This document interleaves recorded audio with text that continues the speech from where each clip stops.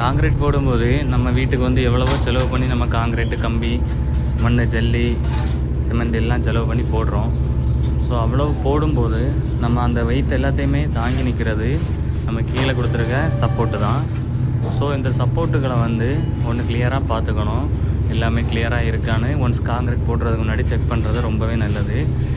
Maybe check பண்ணாமல் விட்டு ஏதாச்சும் ஆச்சுன்னா ஃப்யூச்சரில் அப்புறமா வரக்கூடிய பிரச்சனையை வந்து சால்வ் பண்ணுறது ரொம்ப கஷ்டம்.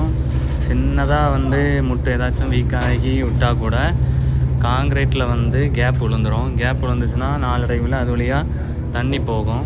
தண்ணி போய் அந்த ரெயின்ஃபோர்ஸ்மெண்ட்டை வந்து டேமேஜ் ஆகும், அதை கொரோஷன் ஆகும். அதனால் வந்து ஒன்ஸ் வந்து கிளியராக செக் பண்ணுறது ரொம்பவே நல்லது. செக் பண்ணதுக்கு அப்புறமா காங்கிரீட் போடுங்க. அப்புறமா ஷட்டரிங் ஒர்க் பண்ணதுக்கு அப்புறமா அதில் வரக்கூடிய கேப்ஸ் எல்லாத்தையுமே ஒன்று கிளியராக பார்த்து அதை வந்து க்ளோஸ் பண்ணிடணும்.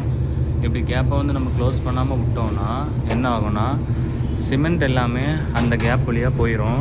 வெறும் மண்ணும் ஜல்லியும் மட்டும்தான் நமக்கு காங்கிரீட் போடும்போது இருக்கும். வாட்டரும் சேர்ந்து போயிடும். அதனால் வந்து இந்த கேப் ஏதாச்சும் இருந்துச்சுன்னா கேப்பை வந்து கிளியராக அடைச்சிடணும். அப்புறமா முட்டு கொடுக்கும்போது எல்லா முட்டுமே வந்து மோஸ்ட்லி ஸ்ட்ரைட்டாக இருக்குதாங்கிறத ஒன்ஸ் செக் பண்ணணும். சென்ட்ரிங் ஒர்க் பண்ணுறவங்க அவங்களோட முட்டு வந்து வேஸ்ட் ஆகக்கூடாதுன்னு சொல்லி ஒரு சில நீளமான முட்டுகளை வந்து ரொம்ப சரித்து கொடுத்துருவாங்க. அப்படி கொடுக்கும்போது மேலே நம்ம காங்கிரீட் போடும்போது அந்த லோடுனால் முட்டு சீக்கிரத்தில் பெண்ட் ஆகி உடையிறதுக்கு சான்ஸ் இருக்குது. அதையும் ஒன்று கவனிச்சுக்கணும். இவ்வளவும் கிளியராக பார்த்ததுக்கப்புறம் நம்ம காங்கிரீட்டை ஸ்டார்ட் பண்ணி போடலாம். தேங்க்யூ.